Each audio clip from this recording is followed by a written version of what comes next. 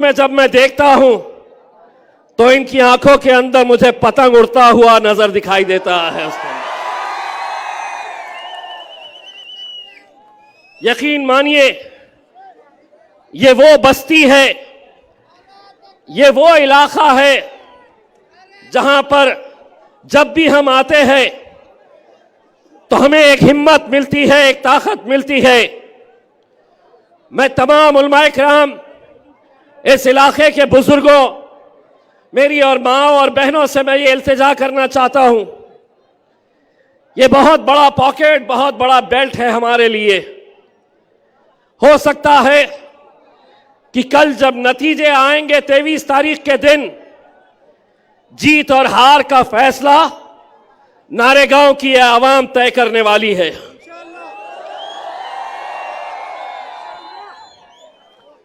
हमें मालूम है कि अगले कुछ दिनों के अंदर कैसी कैसी साजिशें और रची जाने वाली है। मैं खास तौर से यहां के नौजवानों से यह अपील करना चाहता हूं, मैं ये अपील करना चाहता हूं कि अगले कुछ दिनों के अंदर आपको चौकन्ना रहना है। इसलिए चौकन्ना रहना है कि अगर कोई लड़का अगर किसी के घर में जा रहा है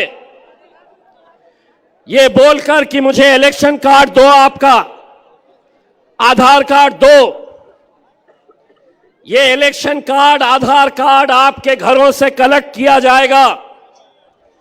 इलेक्शन से एक रात पहले आपके उंगली पर स्याही लगाई जाएगी और उसके बदले में आपकी कीमत तय की जाएगी कि एक वोट के बदले में हम 300 रुपये देंगे, 500 रुपये देंगे, 600 रुपये देंगे। ये ऐसे हथकंडे लोकसभा के इलेक्शन के अंदर भारतीय जनता पार्टी ने, शिवसेना ने सरकारी मशीनरी का इस्तेमाल करते हुए ये सब हथकंडे अपनाए थे। हम एक बार गिर चुके हैं, अब अगर खड़े हैं तो अच्छे अच्छों को गिराने के लिए खड़े हुए हैं हम। एक बात समझ लो, गलती से भी अगर कोई ऐसी गलती करने के लिए नारेगांव के अंदर आएगा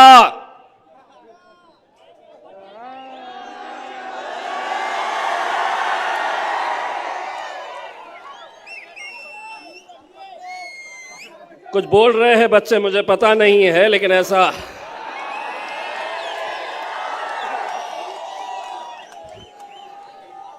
अंधी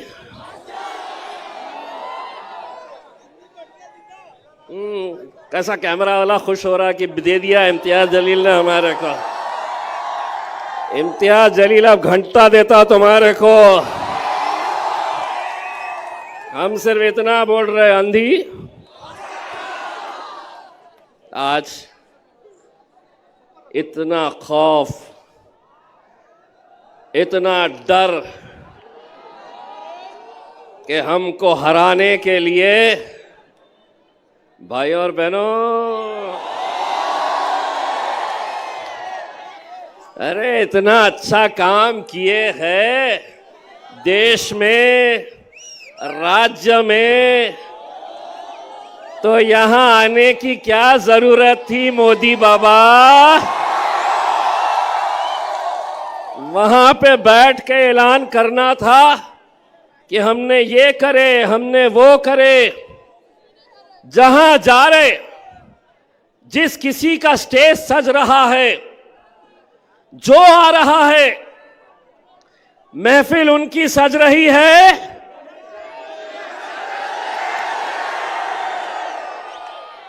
चर्चा बड़े पप्पा,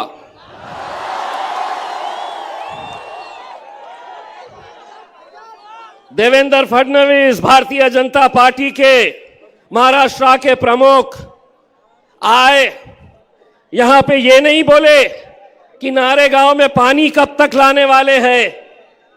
क्या बोले? ए अवैसी। मैंने दूसरे दिन बोला, ए देवेंद्र, हाँ, हम सूद समेत वापस देते हैं। गूंगे मुक्के और बहरों की जमात नहीं है मजलिस। जिस भाषा में तुम बात करेंगे उसी भाषा में जवाब मिलने वाला है। 3 दिन बचे हैं। पता चला है कि मोदी जी के आने के बाद भी कुछ दाल गल नहीं रही है। तो सुना है उत्तर प्रदेश से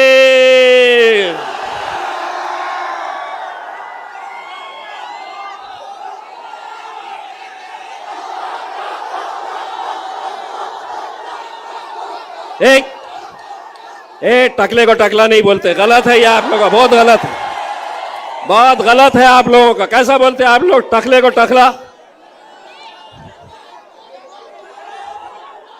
आ जाओ, आ जाओ मेरे सैया। बगैर गाड़ियां लगाए, बगैर 300 और 500 रुपये दिए, सिर्फ इतनी पब्लिक जमा करके बताओ तो हम मान जाएंगे।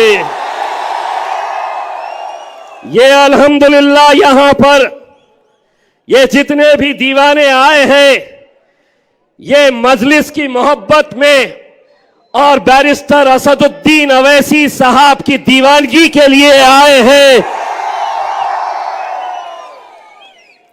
सब परेशान रहते हैं, बोले यार तुम्हारी सभाओं में इतनी पब्लिक आती कहां से है। हम उनको ये बोलने वाले हैं 20 तारीख के दिन देखना कैसा धपा धप धपा धप धपा धप।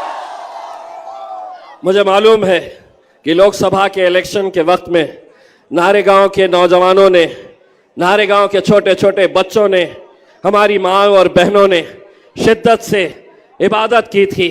ये दुआएं मांग रहे थे कि हमें कामयाबी मिली, लेकिन अल्लाह की कुछ और मसलहत थी। यकीनन वहां पर हम नाकामयाब हुए। हो सकता है कि अल्लाह ये चाहता होगा कि पार्लियामेंट में इम्तियाज जलील, तुम्हें असद साहब के बाजू बैठने की जरूरत नहीं है। वहां पर 100 सोनार की 1 लोहार की हमारा असदुद्दीन अवैसी अकेला काफी है। हो सकता है अल्लाह ने कुछ हमारे लिए अलग सोच रखा होगा कि इम्तियाज तू जा विधानसभा के अंदर, और जिसने मेरे नबी करीम सल्लल्लाहु अलैहि वसल्लम के खिलाफ गुस्ताखी की थी और जिसकी पीठ थपथपाने के लिए एकनाथ शिंदे आए थे और उन्होंने कहा था उस रामगिरी को कि तुझे केशाला ही हाथ लाऊ देनार नहीं, तेरे बाल को भी हम धक्का नहीं लगने देंगे। एकनाथ शिंदे साहब वो रामगिरी भी खुद टकला है।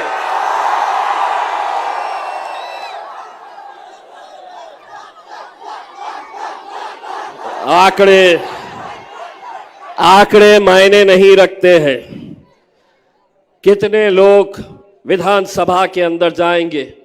288 सीटें हैं महाराष्ट्र के अंदर, लेकिन मजलिस इत्तेहादुल मुस्लिमीन महज 16 उम्मीदवार खड़े किए हैं। लोग कहते हैं कि 16 तो खड़े किए हैं, 288 है। क्या कर लेंगे अगर 16 के 16 जीत कर आ गए? तो मैं कहता हूं 16 छोड़ो, एक को देखो क्या करते हैं पार्लियामेंट के अंदर।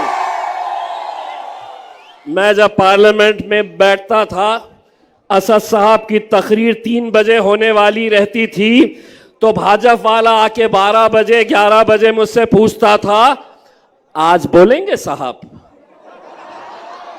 तो मैं कहता था आज बोलेंगे। बोले काय पे बोलेंगे? मैं बोला तुम्हारी बजाएंगे, तबीयत से बजाएंगे तुम्हारी। और अल्हम्दुलिल्लाह वैसा ही होता था। बस मेरे भाइयों, मैं आपके और असद साहब के बीच में ज्यादा वक्त नहीं लेना चाहता हूं, सिर्फ आपसे इतनी इल्तिजा करना चाहता हूं। अगर आपकी बेटी, आपकी बहन की कहीं शादी हुई है, वोट यहीं पर है, आपकी जिम्मेदारी है मेरे भाई। आप लोगों को यहां पर एक एक वोट की कीमत को समझना होगा।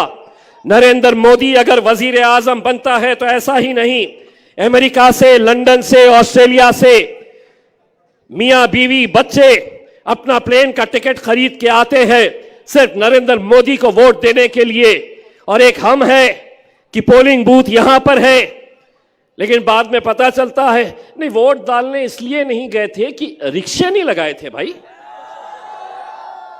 ना रिक्शे चाहिए, नानखलिए की दावत बीड़ बाईपास पे है तो वहां चले जाएंगे, लेकिन यहां पे रिक्शे नहीं लगाए थे। मेरे भाई, 20 तारीख के दिन अगर हमारा वोटिंग परसेंटेज 80% से नीचे रहा तो मैं बड़े अफसोस के साथ यह कहना चाहूंगा कि आपको 23 तारीख का दिन भी इंतजार करने की जरूरत नहीं है। जीत और हार का फैसला 20 तारीख के दिन ही हो जाएगा अगर हमारे अपने इलाकों में 80% से कम का वोटिंग परसेंटेज रहा। और अगर 80% के ऊपर तुमने हासिल कर लिए, 23 तारीख का इंतजार नहीं, 20 तारीख के दिन ही इंशाअल्लाह जश्न मनाया जाएगा। 20 तारीख के शाम ही इस शहर के अंदर एक नारा गूंजेगा, नारे तकबीर, नारे तकबीर। बहुत बहुत शुक्रिया। इससे के पहले मैं अलहाज बैरिस्टर असदुद्दीन ओवैसी साहब को आपके बीच में आवाज़ दो। औरंगाबाद सेंट्रल हल्के के उम्मीदवार आली जनाब नासिर सिद्दीकी साहब यहाँ पर मौजूद है। मैं उनसे गुजारिश करता हूँ कि अपनी बात को यहाँ। बिस्मिल्लाहिर्रहमानिर्रहीम। मुझे मालूम है आप लोग सब असद साहब को सुनने के लिए आए हैं। ज़ै नशीन पे तशरीफ़ फरमा मेरे कायदे मोहतरम बैरिस्टर असदुद्दीन साहब, इम्तियाज़ जलील साहब। और मैं इस नारे गाँव को नारे गाँव नहीं, ये हमारा गाँव कहूँगा इंशाअल्लाह ताला, क्योंकि नारे गाँव ये हमारा गाँव है। नारे गाँव ने हर वक्त मजलिस इत्तेहादुल मुस्लिमीन का जिस तरह साथ दिया है, कुछ दिन पहले कुछ लोग सोशल मीडिया पे बहुत भोग रहे थे कि ऐसा और वैसा है, लेकिन आज नारे गाँव ने फिर से साबित कर दिया कि आज नारे गाँव हर वक्त मजलिस इत्तेहादुल मुस्लिमीन के साथ था और है और इंशाअल्लाह रहेगा। दोस्तों, आप लोगों को बोलना यही है कि ये जो इलेक्शन हो रहे हैं ये कुछ ख़ास इसलिए होने जा रहे हैं, हम तो उम्मीदवार हैं, लेकिन अपोजिशन में जो लोग खड़े हैं वो मजलिस को हराना चाहते हैं। और मजलिस के अगर कोई यहाँ पर मालक है तो मेरे कायदे मोहतरम हर वक्त कहते हैं कि जमहूरियत में अवाम बादशाह होती है और बादशाह का, और मैं समझता हूँ वो अपोजिशन में जो लोग खड़े हैं ये उनका मुकाबला है। अब आपको जीतना है उन दलालों से जो दलाली करने के लिए यहाँ पर खड़े हैं। दोस्तों, आने वाली 20 तारीख को अपना नारे गाँव, जो आपने देखा होगा इम्तियाज़ जलील साहब ने, जो कभी डेवलपमेंट नहीं हुआ था, यहाँ पर डेवलपमेंट की स्टार्ट किए, उन्होंने शुरुआत किए हैं और इसी को जारी व सारी रखने के लिए इम्तियाज़ जलील साहब को इस हलके से भारी वोटों से कामयाब करना ज़रूरी है। आप देख रहे होंगे कि इम्तियाज़ जलील साहब के खिलाफ में जो कैंडिडेट्स खड़े हैं वो जीतने के लिए नहीं, बल्कि इम्तियाज़ जलील साहब को हराने के लिए नहीं, बल्कि आपको हराने के लिए खड़े हैं, आपके इत्तेहाद को हराने के लिए खड़े हैं। जो बड़े मुश्किलों से आपने इत्तेहाद को कायम किया और एक मिसाल बने हैं। मैं समझता हूँ ना सिर्फ औरंगाबाद महाराष्ट्र बल्कि हिंदुस्तान में कहीं भी इत्तेहाद की अगर मिसाल दी जाती है तो वो आपका औरंगाबाद शहर है। ये इत्तेहाद को हम हर वक्त कायम रखने के लिए मैं चाहूँगा आप लोग इस मर्तबा भी इन लोगों के मुंह पर जोरदार तमाचा अपने वोटों के जरिए 20 तारीख को देंगे। इम्तियाज़ जलील साहब का इम्तियाजी निशान जो पतंग है उनका बटन नंबर 6 है। आप लोग इनके लिए यहाँ पर कोशिश कीजिए और वहाँ पे भी आपके रिश्तेदार दोस्त अहबाब अगर सेंट्रल में होंगे तो वहाँ पर भी आप कहिए कि मजलिस का एक छोटा सा सिपाही असदुद्दीन ओवैसी साहब का खड़ा है। आप बैरिस्टर साहब के हाथों को मजबूत करने के लिए दोनों तरफ से आप जो है तो मजलिस के सीटों को कामयाब करने के लिए आप लोग दुआएं भी कीजिए और वोट भी दीजिए। शुक्रिया, खुदा हाफिज।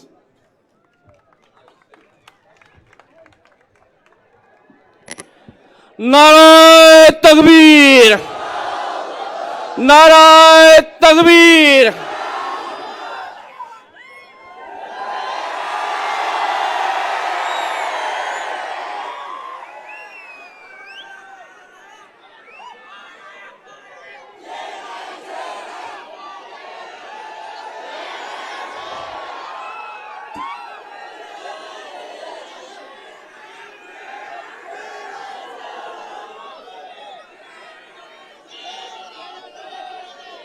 बिस्मिल्लाहिर्रहमानिर्रहीम। अस्सलामु अलैकुम वरहमतुल्लाहि वबरकातुहू। मोअज़्ज़िज़ हाज़रीन इकराम, बुज़ुर्गान कौम और मिल्लत, मेरी इज़्ज़तदार माँ और बहनों,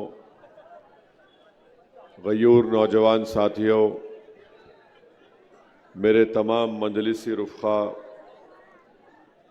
शहनशीन और मंच पर तशरीफ़ फरमा महाराष्ट्र के मजलिस इत्तेहादुल मुस्लिमीन के सदर, वो साबिक़ा रुकन पार्लिमान, वो उम्मीदवार मजलिस इत्तेहादुल मुस्लिमीन औरंगाबाद ईस्ट, मोहतरम जनाब इम्तियाज़ जलील साहब, औरंगाबाद सेंट्रल के उम्मीदवार जनाब नासिर सिद्दीकी साहब, राजस्थान से तशरीफ़ लाए मजलिस इत्तेहादुल मुस्लिमीन के सदर जनाब जमील खां साहब, जनाब मतीन पटेल साहब, समीर साजिद साहब, अफसर पठान साहब, जनाब शारिक नक्शबंदी साहब, जनाब शरीफ पठान साहब, जनाब मुंशी पटेल साहब, जनाब रसूल मौलाना साहब, जनाब शेख अहमद कॉरपोरेटर साहब, जनाब खैरू सेठ साहब, जनाब फ़िरोज़ खां कॉरपोरेटर, जनाब महमूद मिर्ज़ा साहब, जनाब असरार अहमद साहब, जनाब मुख्तार शाह साहब, जनाब अब्दुर्रहमान आलिम खां साहब, जनाब मोहम्मद इरशाद साहब, जनाब मोइन पटेल साहब, जनाब निसार मिर्ज़ा साहब, जनाब इसाक़ कुरैशी साहब, मौलाना मोहम्मद नईम साहब, हैदराबाद से तशरीफ़ लाए मजलिस इत्तेहादुल मुस्लिमीन के सीनियर क़ायद जनाब मिर्ज़ा सलीम बेग साहब, हाफ़िज़ अब्दुल सत्तार साहब, वजूज़ ज़मा रुकन बल्दिया, मोहम्मद गौस रुकन बल्दिया, दिल्ली से तशरीफ़ लाए दिल्ली प्रदेश के सदर जनाब शोएब जामी साहब, सरताज सैफ़ी साहब, मोहम्मद असरार साहब, शानू मलिक साहब और दीगर ज़िम्मेदारान मजलिस इत्तेहादुल मुस्लिमीन। अज़ीज़ान मिल्लत, आप जानते हैं कि 20 नवंबर के दिन इस इंतखाबात की रायदही पोलिंग का दिन है। आज आप एक इंतखाबी जलसे में तशरीफ़ लाए। मैं आप तमाम का शुक्रगुज़ार हूँ कि इतनी बड़ी तादाद में आप यहाँ पर आए अपना कीमती वक्त निकाल कर। मगर मेरी आपसे अदबन गुजारिश है कि 20 नवंबर के दिन आप अपना एक एक वोट का इस्तेमाल करें और मजलिस इत्तेहादुल मुस्लिमीन के उम्मीदवार की कामयाबी के लिए आप दुआएं भी करें और अपने वोट का इस्तेमाल करें। मैं आपके बात बताना ज़रूरी समझता हूँ कि पार्लियामेंट के इलेक्शन में यहाँ से आपने मजलिस इत्तेहादुल मुस्लिमीन के उम्मीदवार जनाब इम्तियाज़ जलील साहब को भारी अक्सरियत से इस विधानसभा से आपने कामयाब किया।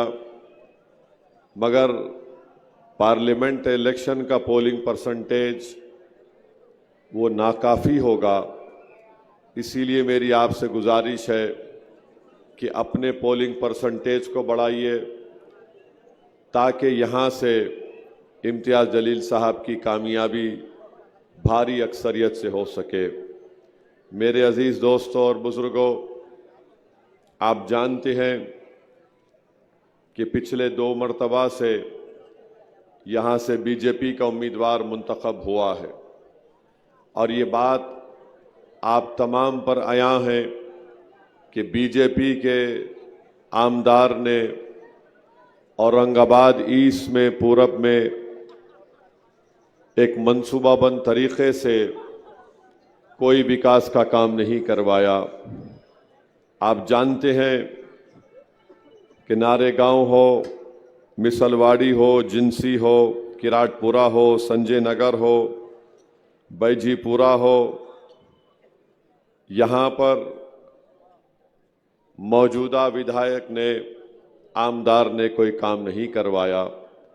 इसलिए काम नहीं करवाया, रोड, ड्रेनेज का, पीने के पानी का, स्कूल का, क्योंकि वो जानता है कि यहाँ पर काम नहीं करवाना है। उसने अपनी तंग नज़री और तासुबियत का मुजाहरा करते हुए इन तमाम इलाक़ों में जहाँ पे अक़लियतें बसती हैं वहाँ पर काम नहीं करवाया। जो कुछ भी डेवलपमेंट, विकास या तरक्याती काम हुए वो मजलिस इत्तेहादुल मुस्लिमीन के कॉरपोरेटर्स ने करवाए, या फिर मोहतरम इम्तियाज़ जलील साहब जब रुकने पार्लियामान थे तो उन्होंने अपने MP लैट स्कीम से इन तरक्याती काम को करवाया।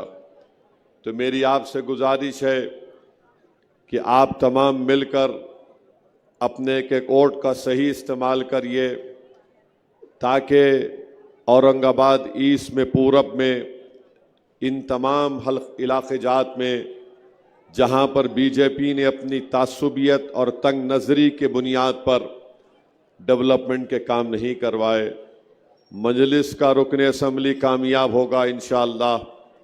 तो ना सिर्फ जिन इलाक़ों का मैंने ज़िक्र किया वहाँ पर भी काम होगा, और जहाँ पर दलितों की आबादी है, जहाँ पर मराठाओं की आबादी है, जहाँ पर बैकवर्ड क्लास के हमारे भाई बहनों की आबादी है, इंशाअल्लाह वहाँ पर भी डेवलपमेंट काम करवाया जाएगा।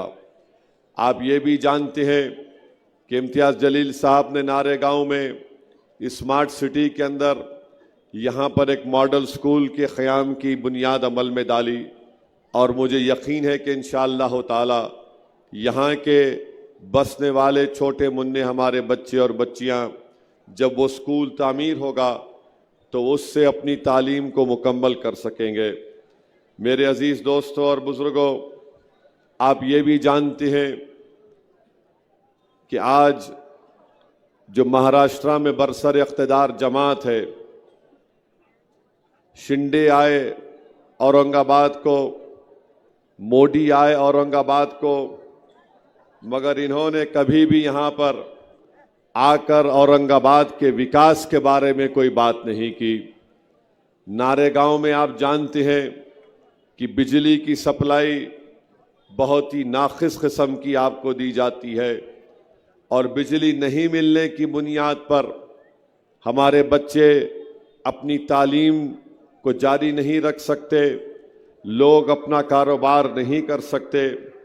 आप अंदाज़ा लगाइए कि अगर यहाँ पर बिजली नहीं मिल रही है तो इसका जिम्मेदार बीजेपी है, मुख्यमंत्री शिंदे है, और यहाँ का आमदार अतुल सावे है। तो मेरी आपसे गुजारिश है कि इन तमाम तरक्याती काम के लिए आपको 20 नवंबर के दिन अपने के कोड का सही इस्तेमाल करना पड़ेगा। मैं एक और बात आपके सामने रखना चाहता हूं, वो ये है कि बीजेपी के इशारे पर, नरेंद्र मोदी के इशारे पर इम्तियाज़ जलील की कामयाबी को रोकने के लिए यहाँ पर ऐसे कई लोगों को खड़ा कर दिया गया जिनका मकसद जीतना नहीं है। उनका मकसद सिर्फ इतना ही है कि इम्तियाज़ जलील और मजलिस इत्तेहादुल मुस्लिमीन का उम्मीदवार यहाँ से आमदार मुंतखब ना हो जाए। इसीलिए ये लोग अपने आप को बेचकर औरंगाबाद के इत्तेहाद का सौदा करना चाहते हैं। मैं लोगों से कहना चाह रहा हूँ, क्या तुम्हारा ज़मीर तुमको इस बात की इजाज़त देगा कि तुम रात में जाकर आराम की नींद सो सकोगे?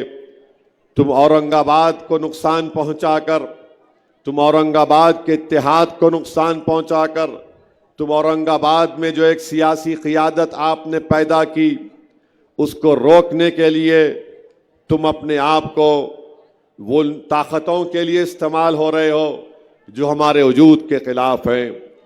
आज मैं आपको बता रहा हूँ, ये जितने आज़ाद उम्मीदवार या फिर जो समाजवादी पार्टी से उम्मीदवार खड़े हैं, ये तमाम के तमाम उन दुश्मनों से मिले हुए हैं जिनका रास ताल्लुक उस शख्स से है जिसने हमारे नबी करीम सल्लल्लाहु अलैहि वसल्लम के शान में गुस्ताखी करने की कोशिश की। आज इम्तियाज जलील की मुखालिफत किस बुनियाद पर की जा रही है? मैं ये दावा तो नहीं कर रहा हूं कि इम्तियाज जलील बड़े फरिश्ते हैं। मैं ये दावा जरूर कर रहा हूं इम्तियाज जलील एक इंसान है।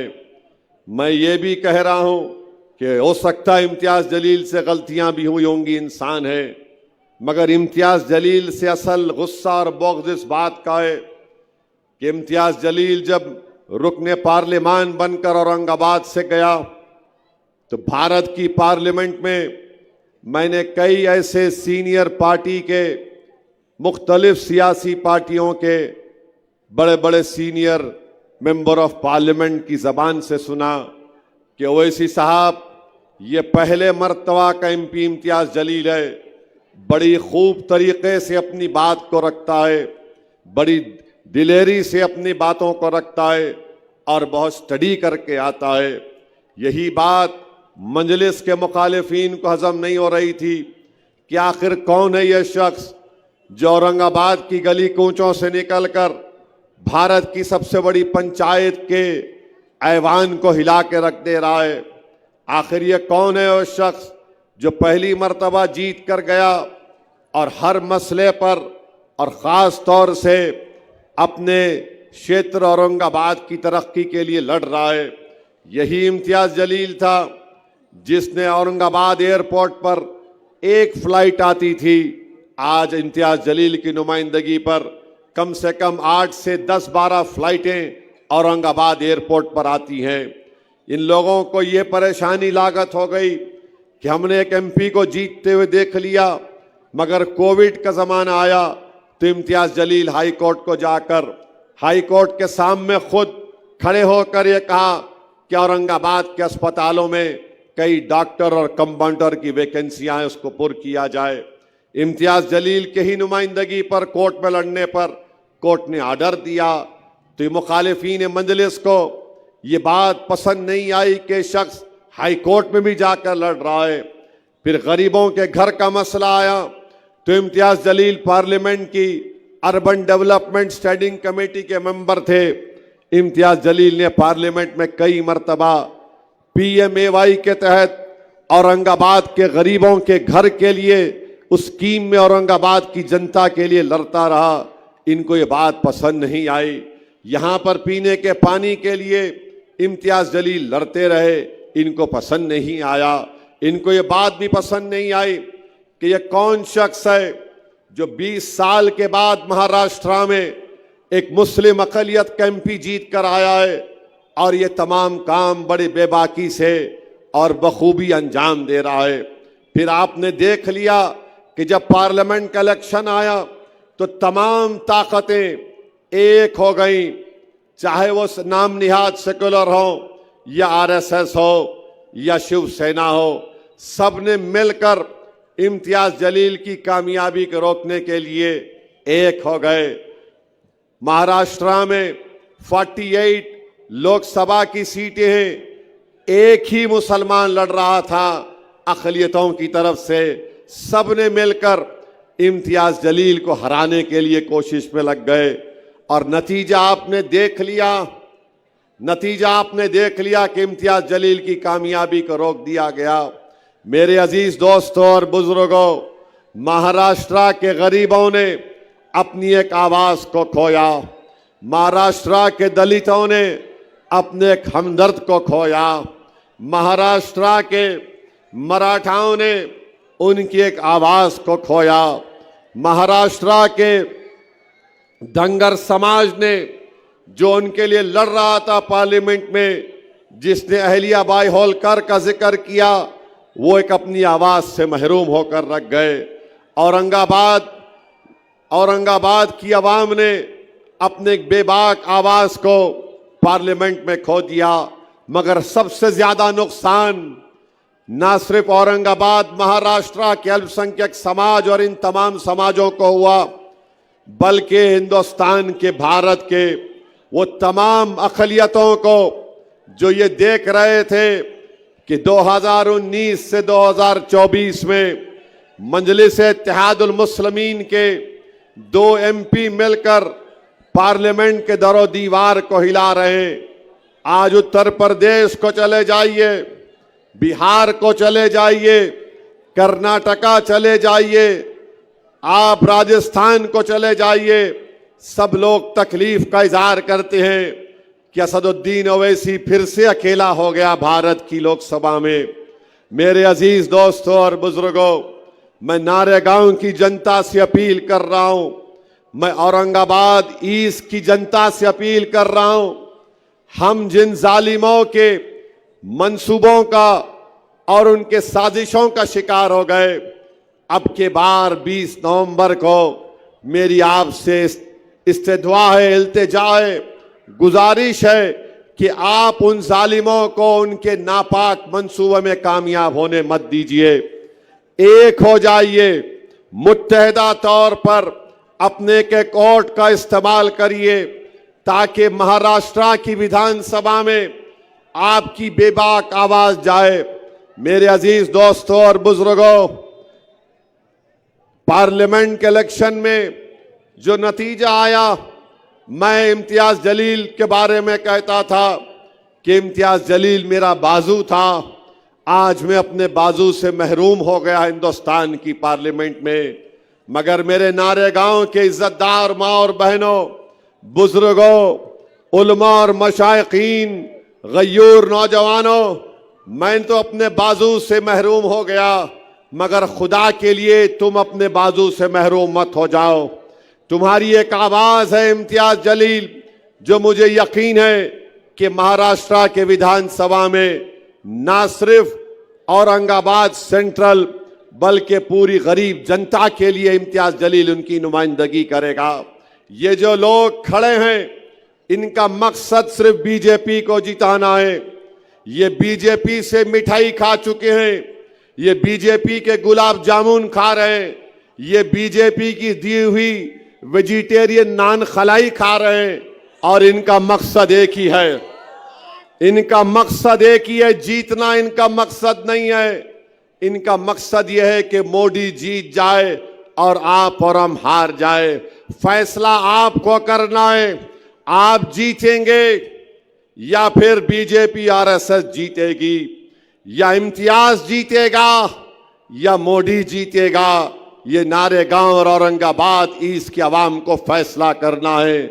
मेरा विजदान मुझसे पुकार पुकार कर कह रहा है कि इंशाअल्लाह ताला यहां से हक की कामयाबी होगी, बातिल की शिकस्त होगी। मेरा विजदान मुझसे पुकार पुकार कर कह रहा है कि ये वो गयूर सरजमीन है औरंगाबाद ईस्ट की, जो किसी से नहीं डरने वालों की सरजमीन है।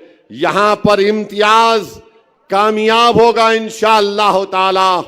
और ये जो मीर जाफर, मीर सादिक की औलाद है, इनको बदतरीन शिकस्त आप और हम मिलकर देंगे इंशाअल्लाह ताला। हम ये मंजलिस को कामयाब करेंगे ताकि औरंगाबाद ईस्ट की जनता का फायदा हो सके। अरे यहाँ का एमएलए नाकारा आमदार है, जो इन तमाम इलाके जात में काम नहीं करवा सका, इसको फिक्र ही नहीं है। तो मेरी आपसे गुजारिश है कि आप मुत्तहिदा तौर पर अपने वोट का इस्तेमाल करिए। मैं कलाम में तकरार का आदी नहीं हूं, मगर जो लोग आज मंजलिस की मुखालिफत में गुफ्तगू कर रहे हैं, रिकेक हमले कर रहे हैं और पर्सनल अटैक कर रहे हैं, मैं उनसे इतना ही कहना चाह रहा हूं, याद करो 2014 को, याद करो 2014 को, जब तुम राष्ट्रवादी कांग्रेस में थे और तुमने अपने साथ राष्ट्रवादी कांग्रेस के एक बहुत बड़े मुस्लिम नेता के साथ दिल्ली में मेरे घर पर वक्त लेकर मिलने को आए थे। मैं तुमको जानता भी नहीं था, तुम मेरे घर को आए और उसमें एक शख्स थे जिनका नाम वो आले रसूल सादात थे। वो मेरे घर में आए, इसरार कर रहे थे। मैंने कहा ये बात करेंगे, तो मुझसे आकर घर में बैठकर मैंने उनकी, जो मुझसे हो सकता था, मैंने उनकी खातर तवाज़ो की। उसके बाद जो एक साहब थे राष्ट्रवादी कांग्रेस के, उन्होंने 2014 में मुझसे कहा था, असदुद्दीन ओवैसी साहब, हम अपने साहिब के पास से आपको पैगाम लेकर आए हैं कि आप इलेक्शन मत लड़िए महाराष्ट्र का, आपको जो चाहिए हम आपको मुहैया कर देंगे। मुझे अच्छी तरह वो अल्फाज याद हैं। मैंने कहा कि आप मेरे घर में मेहमान हैं, आप आले रसूल हैं, मैं आपकी बड़ी इज्जत करता हूं, मगर खुदा के लिए मेरे घर में बैठकर आप मेरा सौदा नहीं कर सकते।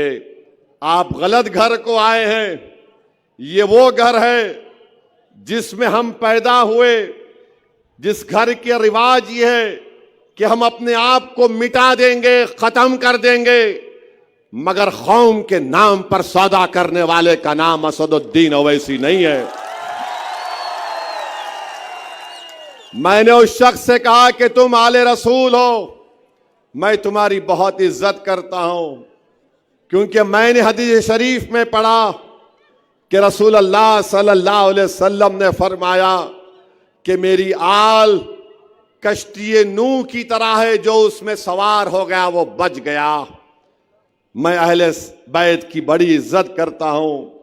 मैं तो इस कौल को जानता हूं इमाम जाफर सादिक रदी अल्लाह ताला अन्हु के, कि इमाम जाफर सादिक ने कहा था कि अल्लाह ने जब कुरान में फरमाया वा तसीमु बिहब्लिल्लाह जमीओ वला तफर्रको, कि अल्लाह की रस्सी को मजबूती से थाम लो और मुंतशिर मत हो जाओ, तो इमाम जाफर सादिक ने कहा कि जो कुरान में फरमाया गया अहले बैत है, कि अहले बैत को पकड़ लो।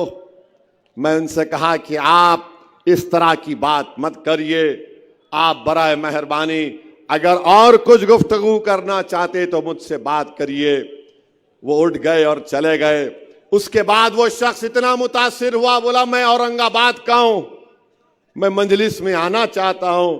मैंने कहा याद रखो, मंजलिस में जब आ रहे हो तो तुम इस तरह की बात दोबारा मेरे सामने नहीं करना। और आज आप मजलिस इत्तेहादुल मुस्लिमीन और इम्तियाज जलील पर रकेक हमले करते हैं। कौन सी जबान में तुम बात कर रहे हो?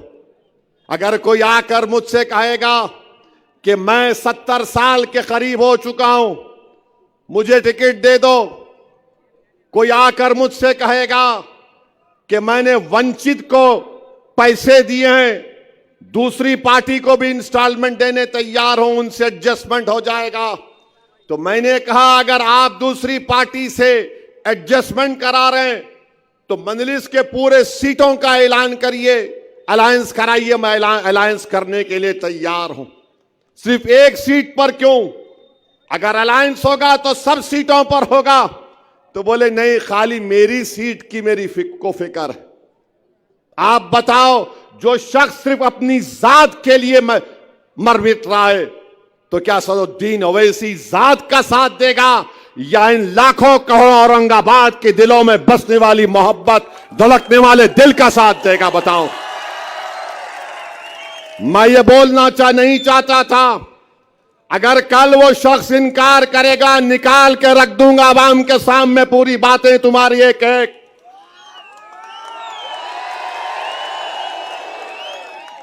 मैं 70 साल का हो गया। अरे अगर 70 साल के हो गए तो अल्लाह अल्लाह करो ना, कौन रोक रहा?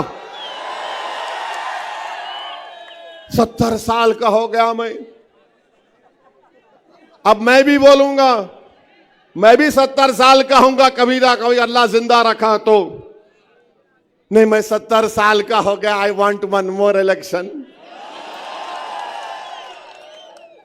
क्या बात है, क्या बात है, बताइए आप।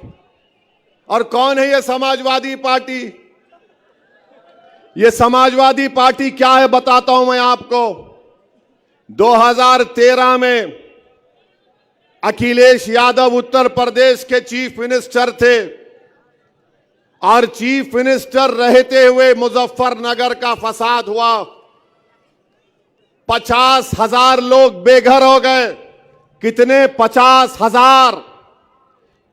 8-8 महीने, एक साल तक अपने घर को नहीं गए। मुजफ्फरनगर के इलाके में आसमान के नीचे कड़ाके की सर्दी में ये लोग कैंप में रहते थे। उस कैंपों में 2 या 3 दिन मैं फिरा, मजलिस की तरफ से उनको रिलीफ दिया, पैसे दिया। एक कैंप में मैं गया, उस बच्चे का नाम शाहनवाज है, अल्लाह उसको सलामत रखे, वो मुझे साथ लेकर चल रहा था।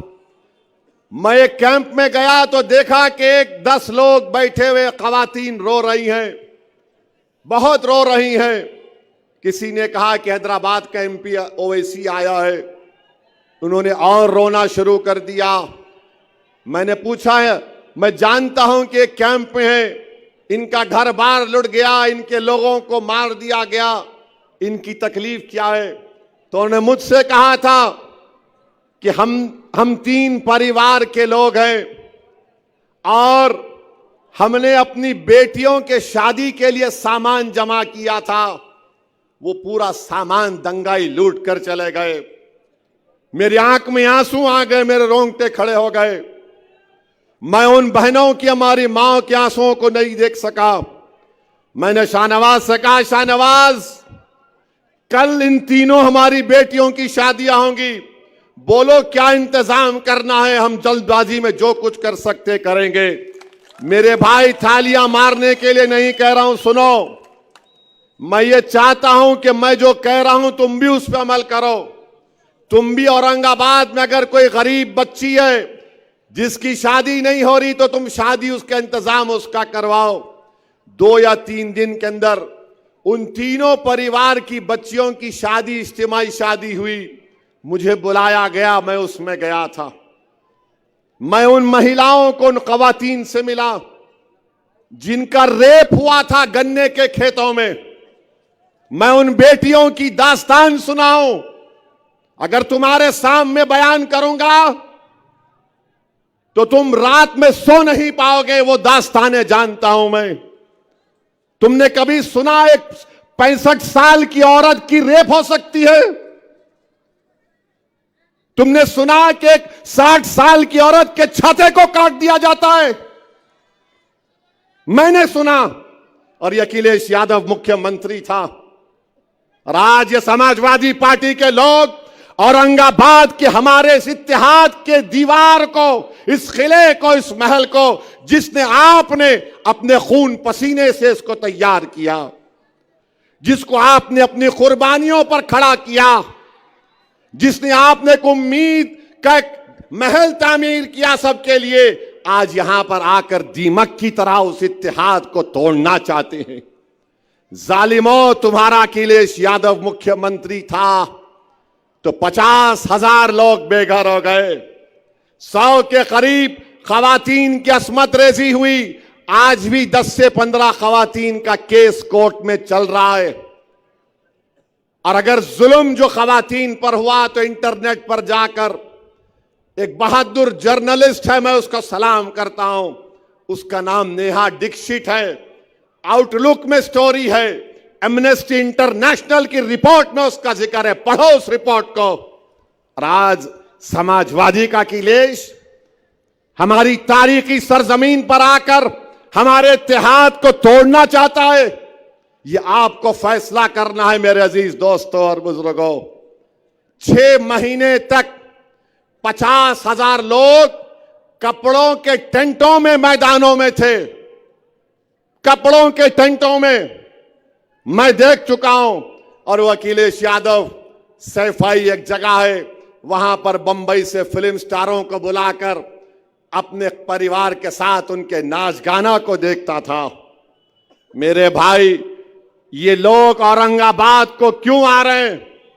इसीलिए आ रहे हैं कि इनको पूरे महाराष्ट्र में, पूरे कर्नाटका में, भारत में तेलंगाना के बाद अगर कहीं पर आपकी ताकत नजर आती है, कहीं पर तुम्हारा रोब और दबदबा नजर आता है, कहीं पर तुम्हारा सियासी शऊर नजर आता है, कहीं पर तुम्हारी मोहब्बतें नजर आती हैं। ये तमाम जालिम ताकतें, ये तमाम नफरत करने वाले आ रहे हैं कि मोहब्बत के ऊपर जो तामीर आपने किला किया, जिसके इत्तेहाद की मिसाल सिर्फ महाराष्ट्र नहीं दुनिया देता है। हिंदुस्तान की पार्लियामेंट में जब इम्तियाज जलील मेरे साथ थे तो बीजेपी और कांग्रेस के एमपी बोलते थे कि इन लोगों ने औरंगाबाद को अपना दूसरा किला बनाया है, आज उस किले को कमजोर करना चाहते हैं। तो मेरे अजीज दोस्तों और बुजुर्गों, ये आपको फैसला करना है, क्योंकि इस चिराग को जो आपने जलाया है ना, तुम नहीं जानते इस चिराग की रोशनी से कितने लोग हसद करते हैं।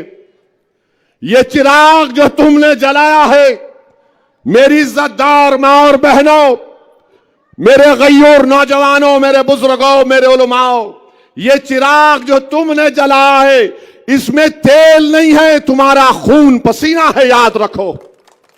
ये तुम्हारा खून पसीने से चिराग जो तुमने इत्तेहाद का जलाया, जिसकी रोशनी पूरे महाराष्ट्र से बाहर जा चुकी है। सारी दुनिया तुम्हारे इत्तेहाद और सियासी शऊर की मिसालें देती है, इसीलिए हसद करने वालों को ये चीज पसंद नहीं आ रही है। इसलिए तमाम मीर जाफर, मीर सादिक, तमाम यजीद के एजेंट और तमाम इबलीस के चाहने वाले जमा हो गए कि इम्तियाज नहीं जीतना, और मिठाई और गुलाब जामुन जा रही है। ठीक है नौजवानों, खूब दबा के खाओ मिठाई गुलाब जामुन, रोकना नहीं अपने आप को। मिठाई उनकी खाना और डकार मजलिस इत्तेहादुल मुस्लिमीन के नाम पर लेना। गुलाब जामुन उनका खाना, मगर 20 को बटन दबेगा पतंग पर। ये लोग ये समझ रहे हैं कि पैसों से कुछ कर लेंगे। अरे जालिमों, मैं पूरे भारत में फिरता हूं, मगर ये ऐसी जगह है जहां पर हैदराबाद से लोग आते और बोलते साहब हम बरसों से औरंगाबाद आ रहे, हमारा कुछ भी नहीं होता, यहां पर हम सेफ तरीके से जाते।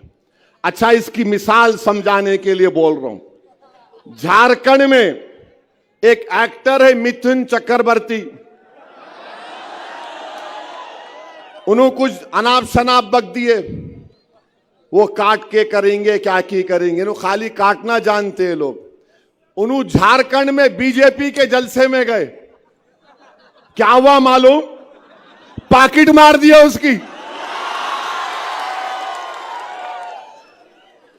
उसकी पाकिट मार दिए। अब उन्हें किसको काटता कि नहीं मालूम, कुदरत का निजाम। उन्हें बोला काटता तो बीजेपी के ही मीटिंग में उसकी पाकिट काट दिए। है इंटरनेट पे है, देखो आप, हजरत गूगल पे मार के देखो, उसकी पाकिट मार दी। ये क्या पाकिट प्लेयर पूरे बीजेपी के जलसों में आते हैं क्या? मैं झारखंड का बोल रहा हूं, यहां का नहीं बोल रहा हूं। पेपर में आया। तो मेरे भाई, आपके इस इत्तेहाद को मजबूत रखिए। अब ये शिंदे बोल रहे, बात करे कि अमित शाह बोल रहे हम लाडकी बहना, लाडली बहना, ऐसा चीर चीर के बोल रहे। हम 1500 रुपये अकाउंट में डाले, 1500 रुपये आए, इनके घर से नहीं आए, तुम्हारा पैसा है रखो। 1500 रुपये आ रहे, ठीक है ना? अब बताओ शिंदे, अमित शाह, औरंगाबाद में मैं मार्केट को भी जाके मंगाया, अभी 10 मिनट बाकी है।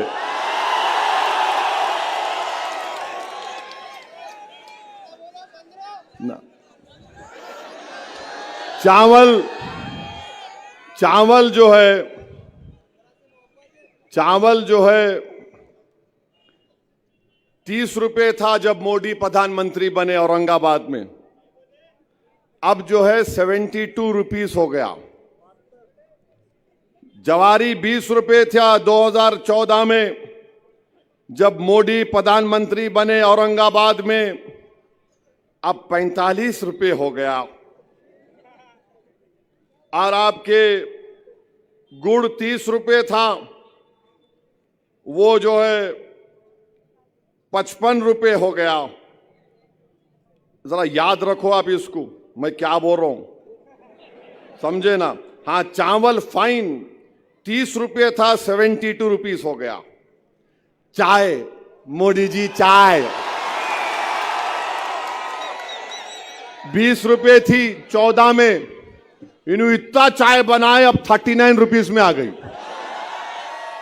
औरंगाबाद का रेट है ये।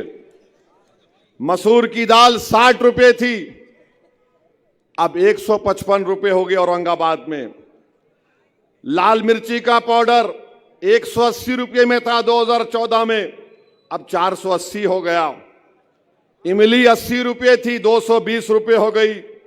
नमक 12 रुपये था, 25 रुपये हो गया। क्या नमक हलाली कर रहे। मीठा तेल 80 रुपये था, 160 हो गया। भिंडी 20 रुपये थी, 50 रुपये हो गई। बैगन 15 रुपये था, 40 रुपये हो गया। हरी मिर्ची 40 रुपये में थी, 100 रुपये हो गया। प्याज 15 रुपये, 40 रुपये में आज। आलू 2014 में 12 रुपये, अब 30 रुपये। टमाटर 15, 50 रुपये में हो गया। अब आप देख लो, अब ये मीठा तेल 160, 160 हिसाब में कौन अच्छा है यहां पे? कितने अच्छे औरंगाबाद में हिसाब में? उतने ही 20 को हिसाब करना है पूरा, याद रखो प्यारे। हाँ, अब लिख लो, इमली 220, मीठा तेल 160, कितने हो गए? 380। उसमें नमक मिला लो 25 रुपये, 405। आप उसमें हरी मिर्ची मिला लो 100 रुपये, 500। अब उसके बाद चावल ले लो आप 72 रुपीज, फोर्स ऐड कर लो। चावल 39 रुपीज ऐड कर लो। मसूर की दाल 155 रुपये। लाल मिर्ची 450 रुपये, कितने हुए? 1000 रुपये हो गए।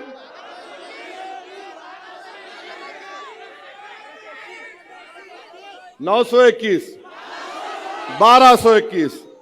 अब हमारी मां और बहनों का फेवरेट आइटम एलपीजी सिलेंडर। वो एलपीजी सिलेंडर जो है, मोदी जी इतना गैस छोड़े 10 साल में, माने लाइटर वेन में, दिल पे नहीं लेना, 450 रुपये से 900 से 1000 रुपये में हो गया। अब 1500, इन्हों क्या बोल रहे शिंदे, अमित शाह, लाडली बहन 1500 रुपये दे के 2000 तुम्हारे से निकाल ले रहे। समझे आप? इसको बोलते गुजरात मॉडल। 1500 रुपये अकाउंट में, 2000 रुपये निकाल लो। अब उन्हें बड़ा खुश, 1500 आए। अब उसको नहीं मालूम, जाके मार्केट में गए तो हैदराबाद में बोलते हैं इसके मुंह में मट्ठी पड़ो, 1500 लेके 2000 निकाल दिया। तो हमारे महाराष्ट्र की जनता से हम अपील कर रहे, हमारी माँ और बहनों से अपील कर रहे, 1500 आए रख लो, मगर सबसे ज्यादा महंगाई, इन्फ्लेशन पूरे भारत में महाराष्ट्र में है।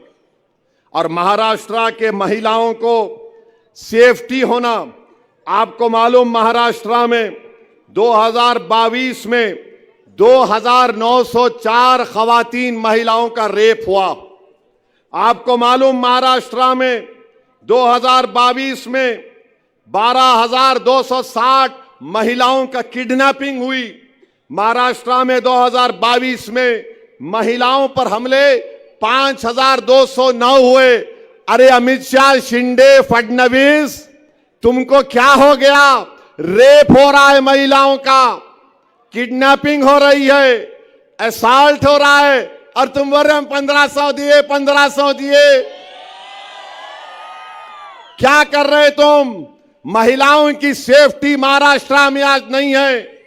आए दिन महिलाओं का किडनैप हो जाता है, महिलाओं पर असॉल्ट होता है, सेक्सुअल वायलेंस होता है, मगर ये बीजेपी, ये अमित शाह, ये फडणवीस बोल रहे हम 1500 दिए, 1500 दिए। अरे तुम तो मोदी बोले थे ना 15 लाख आएंगे, वो 15 लाख की जगह 1500 आ गए। तो बहरहाल मेरे अजीज दोस्तों और बुजुर्गों, मैं आपसे अपील कर रहा हूं कि 20 तारीख के दिन एक एक वोट डालकर इम्तियाज जलील को आप अपना आमदार बनाइए। और ये जो यहां का आमदार है, क्या नाम है? हाँ, सावे। अरे भाई साहब, जरांगे पाटिल के ऊपर जब पुलिस लाठीचार्ज हुआ, तुम उस वक्त गार्डियन मंत्री थे, तुम नहीं गए जरांगे पाटिल के पास? क्यों नहीं गए जरांगे पाटिल के पास? तुम क्यों नहीं गए तुम जरांगे पाटिल के पास? सावे, तुम आज मोदी के पास बैठे हुए, जब जरांगे पाटिल पे लाठीचार्ज हुआ तुम गार्डियन मिनिस्टर थे, तुम नहीं गए। क्यों नहीं गए? क्या चीज तुमको रोकी? मैं मराठा समाज को एक पैगाम दे रहा हूं, मजलिस के जितने उम्मीदवार आमदार बनेंगे इंशाअल्लाह ताला, महाराष्ट्र की विधानसभा में जाएंगे तो मराठा रिजर्वेशन, मराठा आरक्षण के लिए आवाज बुलंद करेंगे। मैं मराठा समाज को पैगाम दे रहा हूं, हम आपके लिए लड़ेंगे, आपको आरक्षण मिलना चाहिए। मगर क्या मोदी देंगे, क्या फडणवीस देंगे, ये इनको सोचना है। और शिंदे साहब को मैं बोलना चाह रहा हूं, शिंदे को मालूम हो गया कि मैं अब मुख्यमंत्री नहीं बनने वाला हूं। फडणवीस को भी मालूम हो गया कि मैं नहीं बनने वाला हूं, इसीलिए फडणवीस औरंगाबाद आके दूल्हे भाई का नाम लिया, असदुद्दीन, असदुद्दीन, असदुद्दीन। अरे फडणवीस, तुम जरांगे पाटिल का नाम लेते, मगर नहीं लिए, मेरा नाम लिए। अरे तुम नाम बदल दिए, मगर जिस जगह का तुम नाम बदले उसी जगह पर 2024 में 256 महीने में जून तक किसान खुदकशी कर लिए। मेरे भाई, गांव में, देही इलाकों में बच्चों की शादियां नहीं हो रही, बेटियां नहीं, बेटों की शादी नहीं हो रही है। ये हाल महाराष्ट्र में शिंदे, फडणवीस, मोदी ने बना के रख दिया। अब हिंदू मुस्लिम कर रहे हैं, हिंदू मुस्लिम करो, हिंदू मुस्लिम करके बांटो, तोड़ो। मेरी आपसे अपील है कि आप इनके मंसूबों में उनको कामयाब होने मत दीजिए। ये जो पीछे से वार करना चाहते हैं, इनको पहचानिए। ये जो लोग खड़े हुए हैं, ये सिर्फ हराने के लिए खड़े हैं। 20 तारीख के दिन मेरी आपसे अपील है कि एक एक वोट को इस्तेमाल करिए। आप पतंग के निशान पर बटन दबाइए, उम्मीद की बुनियाद पर बटन दबाइए। पार्लियामेंट इलेक्शन में हमको धोखा दिया गया, हमको मक्कारी की गई और हमारे इम्तियाज जलील को कामयाबी से रोक दिया गया। जब 20 तारीख को जाएंगे तो याद रखिए, ये वो इम्तियाज जलील है जिसने, जब रसूलुल्लाह सल्लल्लाहु अलैहि वसल्लम की शान में किसी ने गुस्ताखी करने की कोशिश की, यही इम्तियाज जलील ने पूरे महाराष्ट्र के गरीब और मजलूम और गुलामाने मुस्तफा को उठाया और जगाया, और 10,000 गाड़ियों के साथ इम्तियाज जलील बंबई पहुंच जाता है। इसीलिए आज इम्तियाज जलील के खिलाफ सब आवाज उठा रहे हैं।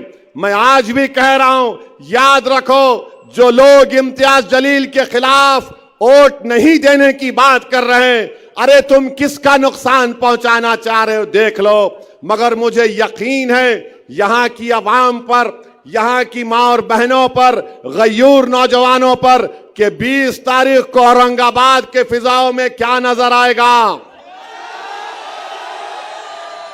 20 तारीख को औरंगाबाद के गली कूचों में क्या नजर आएगा। हर घर से क्या आवाज आएगी, हर दिल क्या पुकारेगा, हर दुआ में क्या होगा। तो मेरे अजीज दोस्तों और बुजुर्गों, मेरे भाई इम्तियाज जलील को कामयाब करिए। आपको एक अच्छे आमदार की जरूरत है जो आपकी खिदमत कर सके। ऐसे लोगों को कामयाब होने मत दीजिए। जिसने 10 साल से कुछ काम नहीं करवाया, तो मेरे साथ नारा लगाइए, नारे तकबीर। पतंग को, पतंग को, पतंग को। और मेरे साथ एक्शन करिए। कैसा करते अपना एक्शन डाल के सबको। यस, सलाम अलैकुम। कल कहां जलसा है?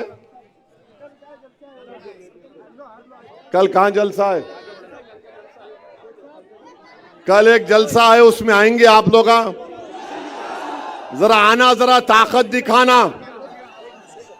मोदी जो है गाड़ियां भिजा भिजा के लोगों को ला रहे, आओ आओ आओ आओ, मगर आप खाली चलते हुए आ जाओ, काफी है। अस्सलाम वालेकुम।